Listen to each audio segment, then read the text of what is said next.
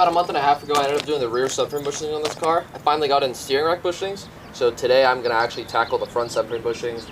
I'm going to put in steering rack bushings, all solid aluminum bushings, by the way, and then we're going to press bushings into the subframe, throw it all back together. Hope my alignment isn't too messed up. I just aligned this car like 2 weeks ago, so might have been last week, actually. Last weekend I did the alignment, so hopefully I can get it back sort of straight. There's probably a lot of slack in where the subframe bolts up to where I could throw it off, but we're gonna see what happens.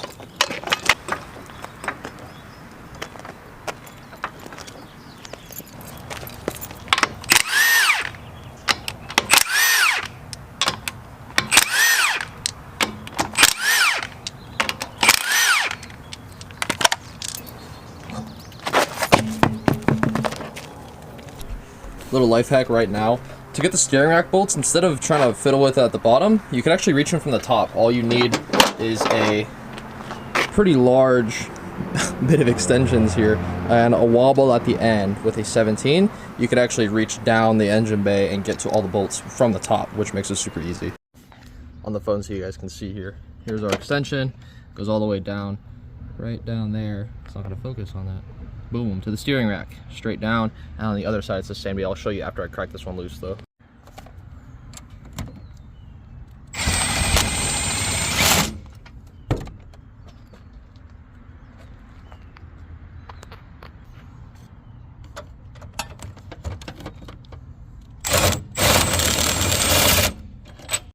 Alright, so the only one you can't reach is the third bolt on the driver's side because it sits underneath the power steering line. Maybe with an actual wobble socket you can get it. I don't have one on me right now, so I'm just gonna go and switch over to the rest of the subframe, undo the suspension arms, and then I will go to that later. I should be able to get that with just a wrench though from under the car, probably just a 17, and break it loose. Same with the sway bar bolts. Those are 12 millimeters, and those are the same deal. Might be 14 mil actually, now that I'm looking at one of them. Those guys in there are probably 14 mils, so we'll go ahead and break that loose, and just some brackets around the place, you know how it goes, and we should be good to go.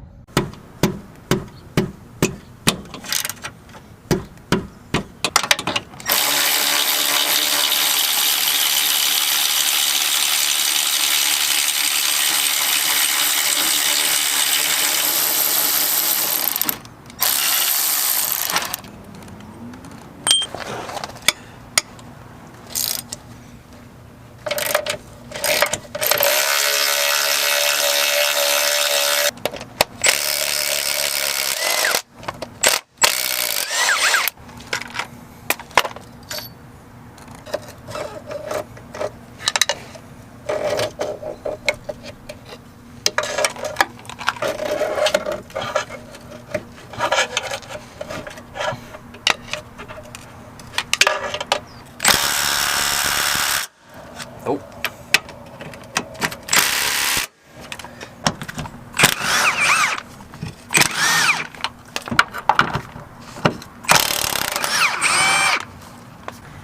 These rear thrust arm bolts, you have to lower the subframe to get them out because they will hit the body. So now that the subframe is a little bit lowered with the bolts loose, we'll go ahead and break these guys loose also and take them out.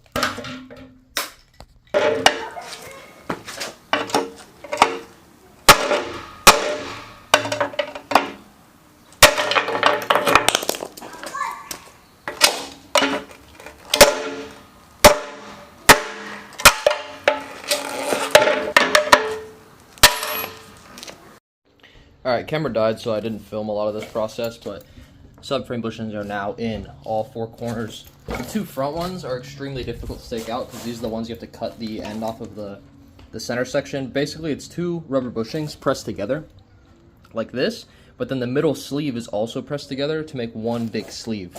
So that's what this is. You can see it's actually 2 pieces, but it's pressed together when they put the subframe bushings in, and that's what locks them together. So in order to take these out, you need to cut the top half off of it because the top half is wider than the center, so it won't let you push it through the actual bushing. Once you cut the top off, you can press this section down, and then you could just literally pry the outer race out super duper easy, and then just hammer the other race out. And it comes out nice and easy, but it's just a pain to get to that point. These rear ones are super easy. You just hit it from the side, they pop right out. Those aren't pressed together. These are 2 separate bushings that just slide in. So there's our solid rear bushings in there and solid fronts. Now I will get all my stuff, go back up to the car, and do the steering rack bushings. I want to show this as well. A ball joint press makes very quick work of these as well. And you could also even use an electric ratchet. These press out so easily. You could almost do it by hand, not quite though. Alright, I got this one out. And I also wanted to show you guys this. If you freeze these bushings, they'll literally press in by hand. Also wanted to tell you, obviously there are different ones. There is a one with a bigger hole that will go towards the front. There's one with a smaller hole that goes in the rear towards the car, towards the driver I mean. And then these, the slots go side to side. That way you can actually align the steering rack, because it's possible that you won't be able to get it in if you put these in the wrong way. But here is this one, and as you see, pushes in by hand, and that's it. And obviously they're going to be clamped together with the bolt, so it's not going to come out. And that's just, if you freeze it, they shrink very slightly and will allow it to just press in, no issues. Just wanted to show this for the last bushing. There is lines that go over this, so you can't fit the ball joint press in there. I cut this outer rubber ring off with a razor blade, and then I just used the bolt and a nut, threaded it down enough to where I could use it as pretty much a dowel. That way it would center this, like so. And I just hit it on with a hammer. It came out pretty easy, and I just pressed in the other bushings by hand. And now the steering rack bushings are all finished. All the solid bushings are pressed in. You can't see that one, but that one's also in, of course. And now we can get to putting the subframe back in and start the process of wrapping this thing back up.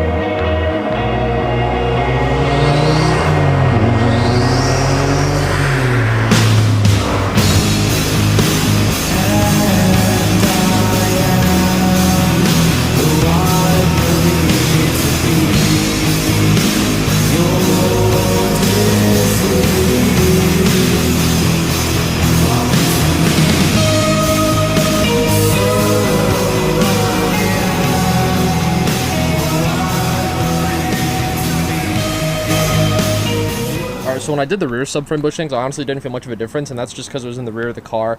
You would think it makes a good difference because the springs and the shocks are actually part of the subframe. Like, everything rides off the subframe. It's not like other cars where the spring will be attached to the body and then the lower arms.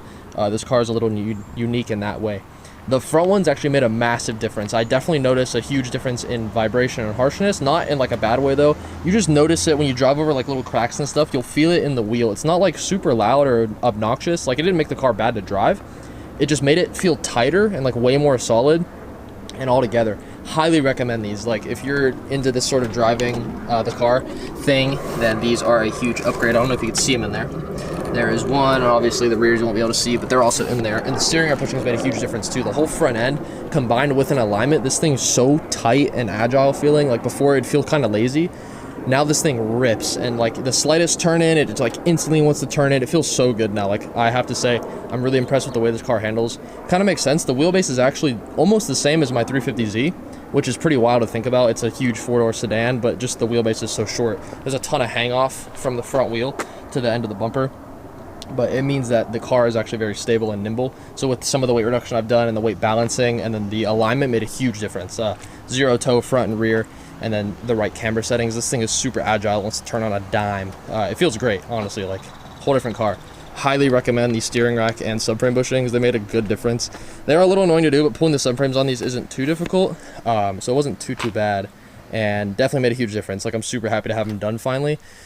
I also did want to add that in the last clip, you did see me torquing down these axle nuts. This is needed. It's not something you could just ugga-dugga. I mean, you can, but it's not going to be good for your car. These bearings are a split design, so they actually are held together with torque. So you'll notice if the nut is loose, you'll actually get pad knockback, and the front end will just feel really bad because the wheels are literally flexing because the bearings are held together with the nuts. So I torqued them to, I believe it's like 212 foot-pounds in the front end, and then I also marked them with a paint marker so I know if they ever spin. Just something I highly recommend doing.